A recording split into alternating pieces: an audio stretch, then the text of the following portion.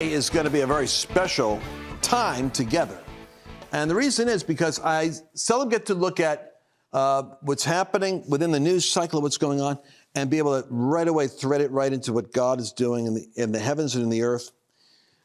I got an indication recently that there's a year of consequence unfolding like we've never seen before. 40% of the world is going to be voting this year for the leadership of their nation. 40%, almost half the globe, half the economy of the world is going to be making decisions on what kind of countries they're going to have. There'll be a lot of fraud, of course, a lot of cheating, but there's a populist uprising happening all over the earth. Taiwan just elected a leadership for freedom in the face of China. I'm going to cover what's going on globally and thread it right through the Bible and see how there's hope and there's time God's giving us. And in order to experience that, you have to be physically able to do so. As my demographic is getting older, we're discovering serious, prayer requests are coming to me, as we call them, all the time. Pray for so-and-so, pray for so-and-so. There's, people are, heart disease and going for cancer and this and that. It's to be understood. As you get older, you have your body's outward man is wearing down. But I put together a summit that is right now taking place, which is going to have 5 experts in the area of super technology, such as the breakthrough in collagen, what's taking place that is like removing crow's feet from eyes and restoring nails and hair and skin elasticity and shine. Youth can be restored with certain nutraceuticals and certain proteins and certain innovations, such as 10 sources of collagen you could actually be taking every day. Stem cells is a phenomena that is like overtaking the world in terms of the technological breakthrough, what's happening. I want you to get all of this information. I'm taking a minute to tell you about it because you need to go to lancewallnau.com/summit. I've recorded all of the content. Perhaps you couldn't be there while it's happening. You can't be there right now while it's taking place, but you could be able to get it all on recall, catch it while it's unfolding, and replay what you missed. lancewallnau.com/summit. This is the way you're going to take care of yourself physically for the year ahead. Now let's get into this powerful analysis of what's happening in the world as the world decides what the nations are going to do. Welcome to a very important broadcast today. I want to talk about what's been happening this week from 2 perspectives. A friend of mine sent me an email. He said he gets them now and then. And it was a critique that I thought was fascinating. He said the critique was, sometimes when I'm hearing some of these programs, they're talking about politics and news, and I prefer to have the spiritual and scriptural perspective.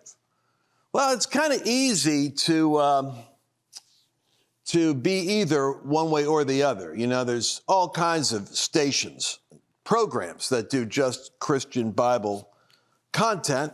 That's totally legitimate.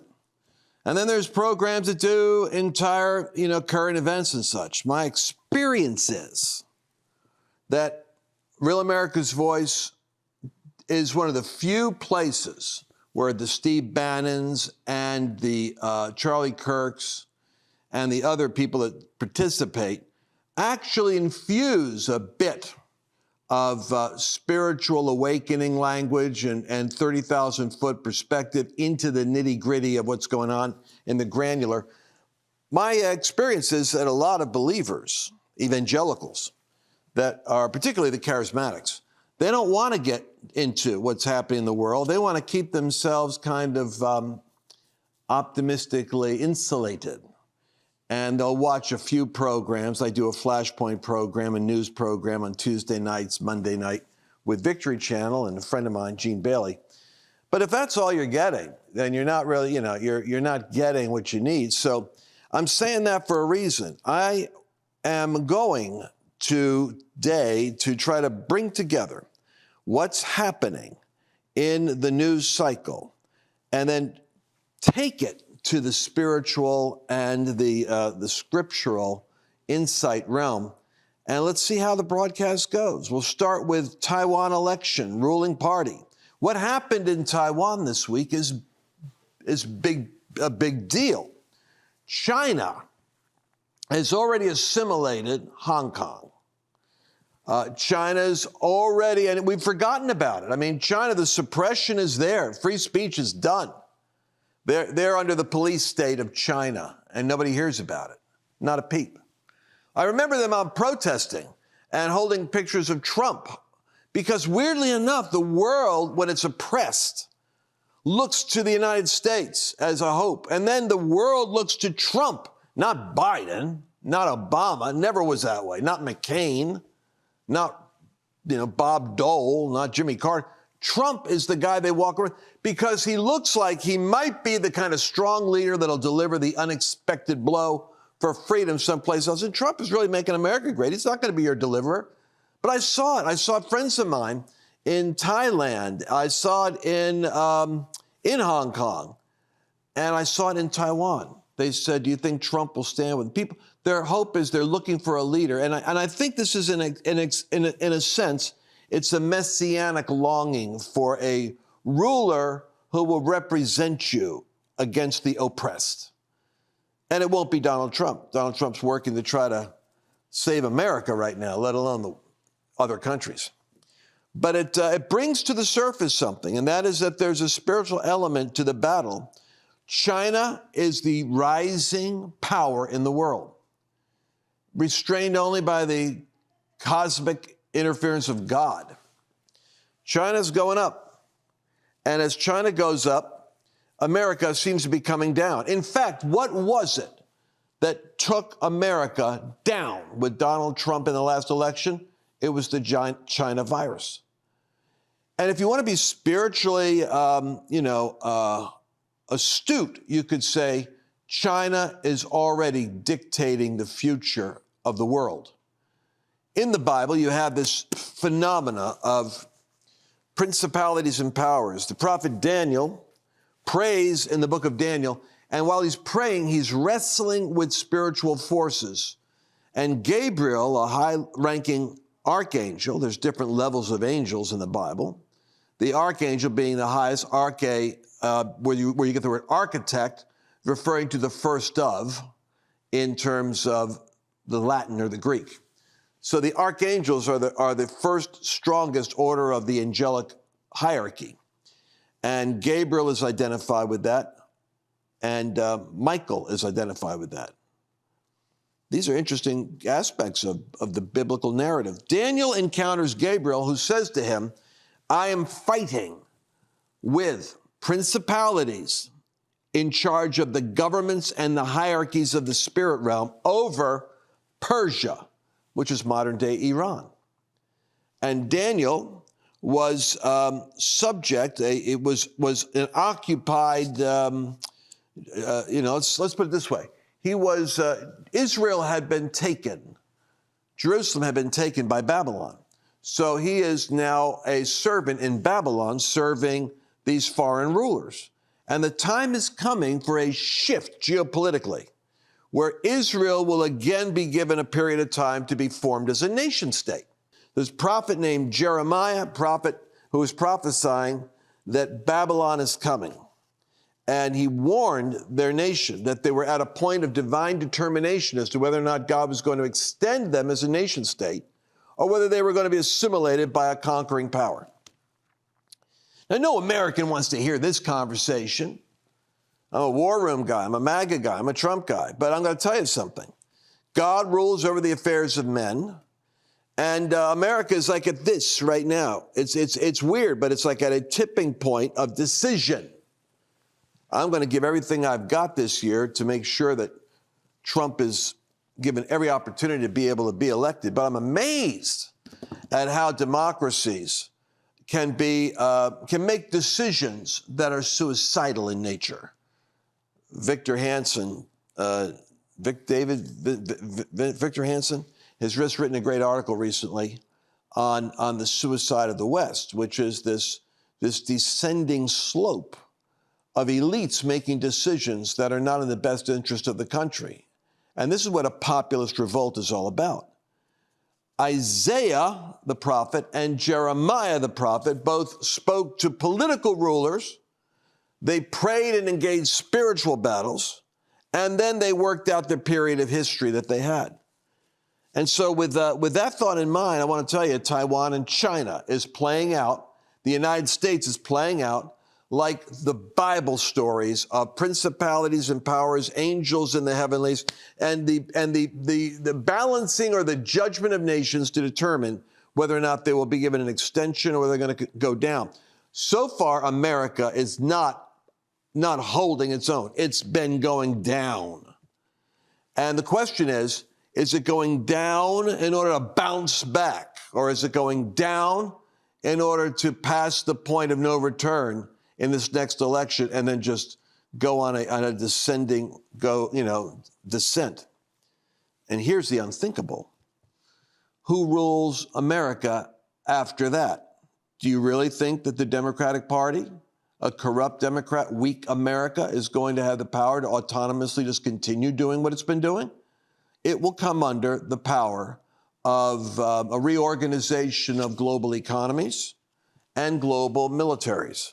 We will then take what Obama's always wanted, that smaller, more modest seat at a table of peers in the global community, rather than that towering force strutting throughout the earth that America's been since World War II, preserving the post-World War II rules and law and economic system that has created so much freedom and prosperity. That era may be ending.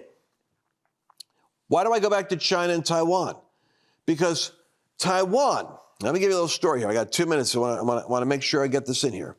Taiwan is wrestling in prayer. I've been to the underground church in Taiwan, which isn't so underground because they have freedom.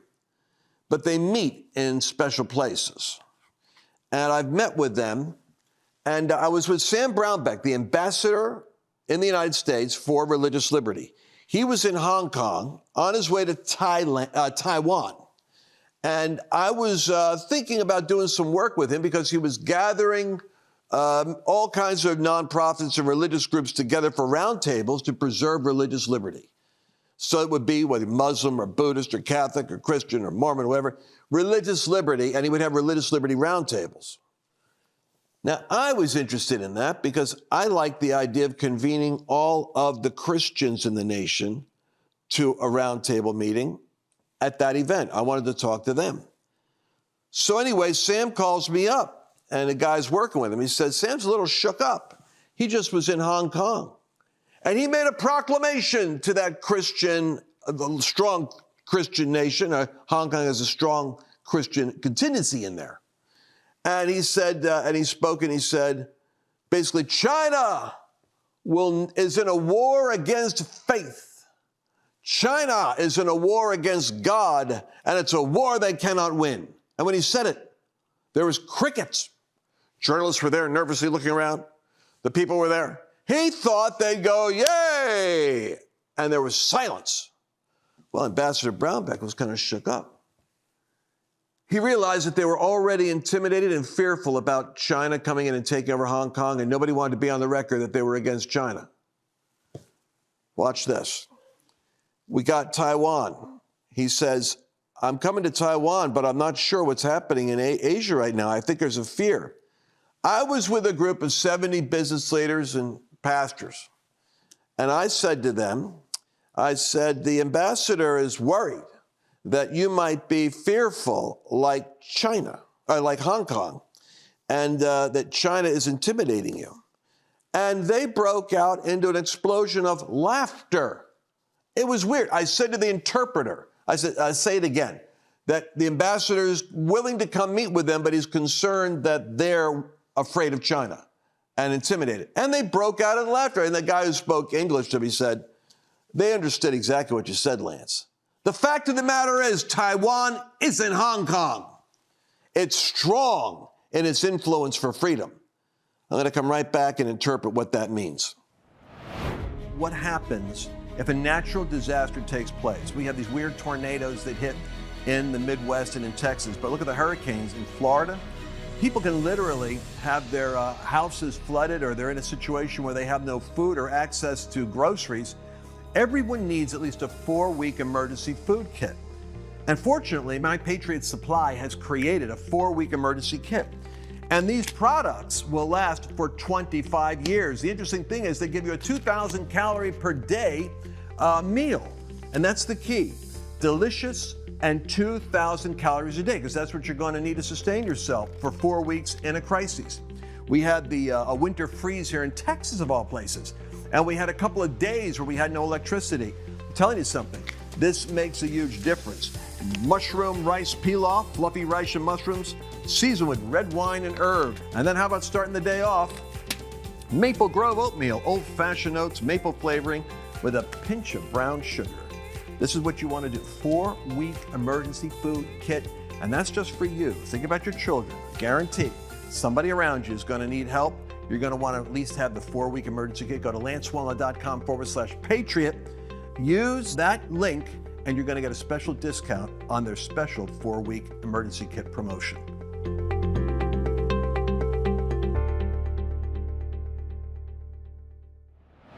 Welcome back. We're talking about the global battle of principalities and powers, the future of the United States and China.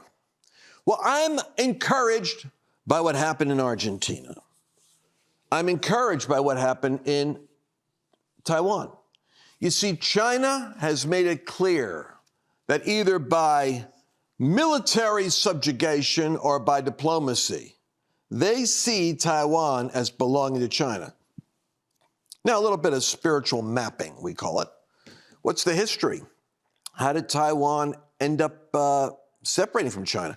Well, when Mao took over the mainland with this dreadful communist revolution, where everybody who had glasses basically was killed or marked unless they were radically communist, because anyone who looked like they were educated or westernized was considered the enemy. They had a cultural revolution.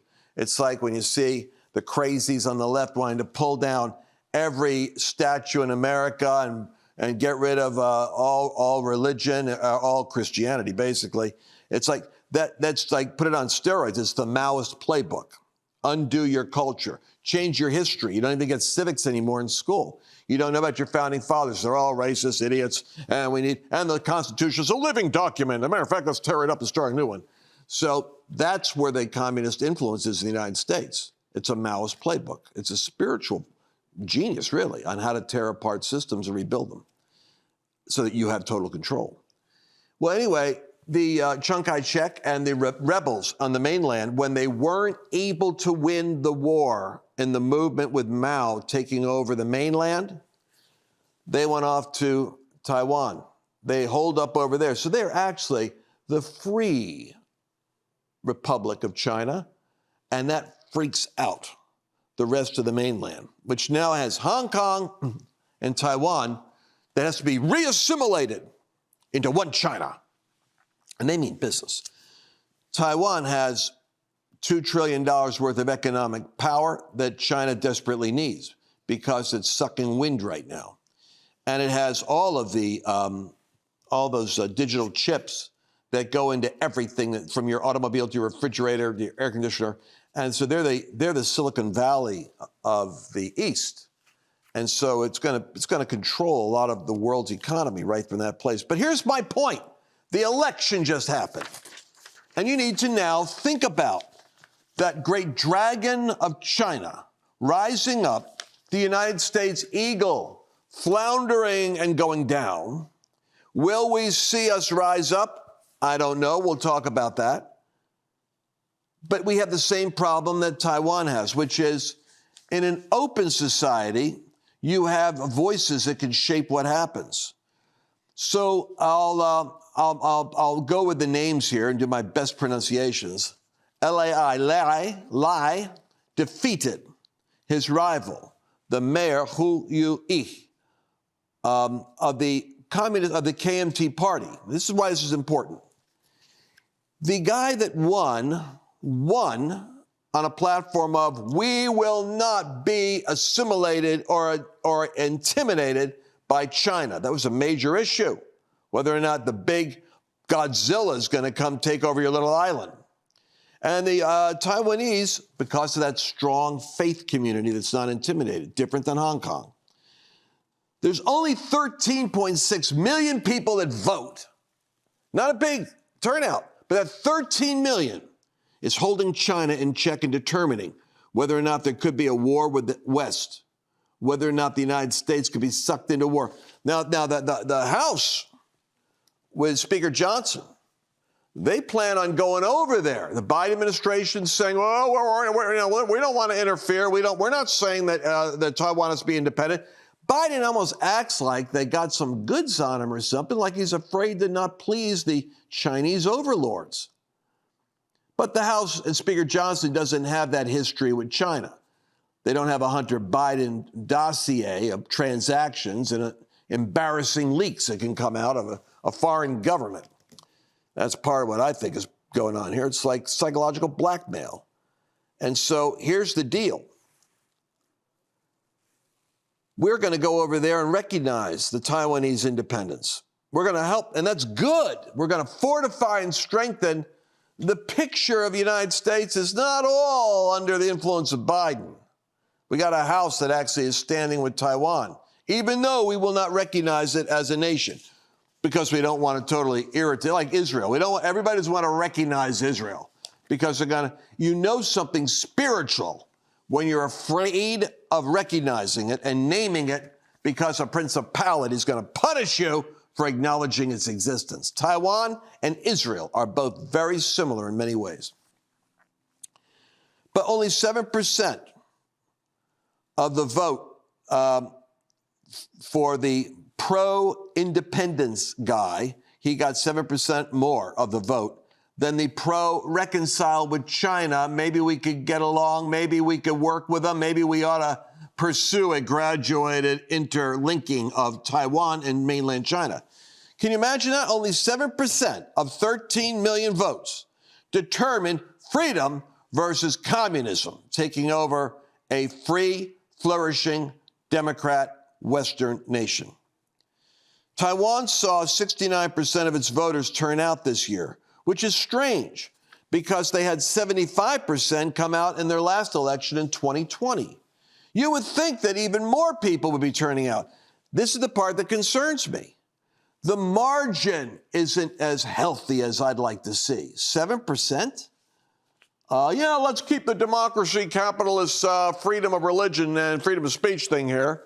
I don't know, Charlie. Maybe we ought to go with the communist Marxists, shut down everything, and, secret police knock on the door and take you and your wife, kids, shut down your internet if you're not playing the party. This is how close it is. And the news doesn't cover it. And I don't understand why I'm not hearing more about it. 7%. I'm happy freedom won. I'm not happy that only 69% of the people decided it was important, which tells me there's some kind of confusion on the people. But the pro-China party has picked up some seats, evidently.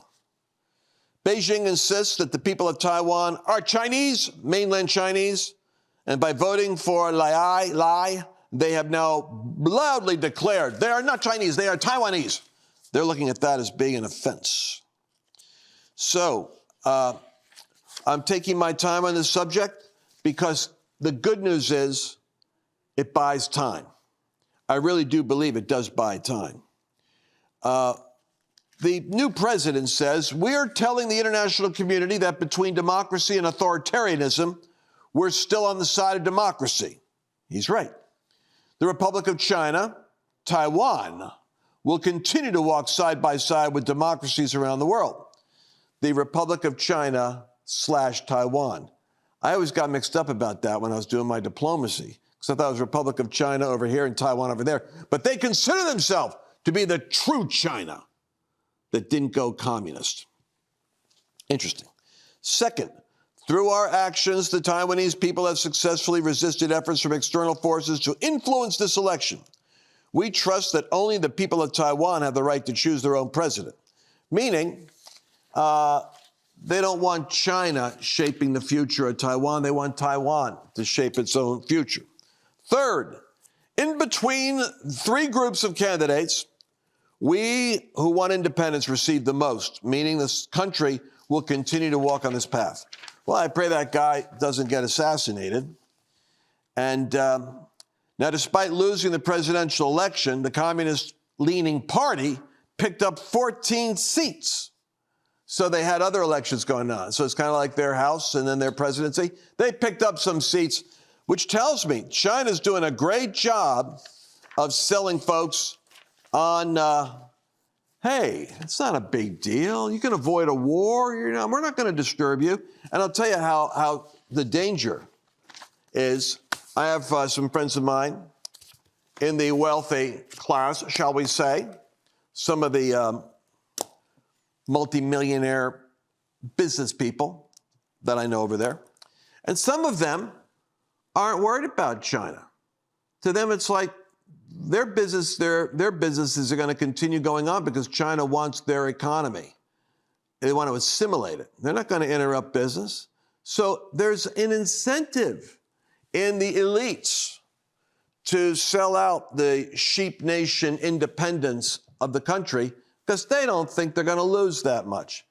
It's hard to educate people on the fact that freedom of religion is a high price to pay for you, just because, and probably these people don't have a strong church background. They're just, Taiwan business elites who have fellowships they go to. But I'll tell you what, it's intimidating. I was in China, last time I was there, it was 2012. Haven't been back since then. I was on a little boat that was going to go around an island, and the mayor of the city came on board our boat with the police to interrogate us. What are you doing? Why are you here? And the Christians who were with us stepped up and they said, let us do the talking. This is how it was during the old days. We are just getting together in order to fellowship and sing, and we sing songs. And they sang a couple of songs. One was called the Happy Man song. Well, I'm a happy man, you're a happy man. They were kind of like, if you got to get this, full gospel businessmen type Pentecostals who would have Christian songs they'd sing, but then they had neutral songs they'd sing that were just positive songs. And they would do that when the communists were in their midst so that they didn't freak them out with their songs about Jesus and God and going to heaven. And so I'm standing there singing a Happy Man song with them thinking, what the heck are we doing? And they're saying, we are simply encouraging each other. And they were speaking in a kind of an abstract way to avoid us all getting arrested. Our boat didn't leave that port. We were under supervision. Every event we did had surveillance. I couldn't wait to get back to the United States. And we've got time, but not much.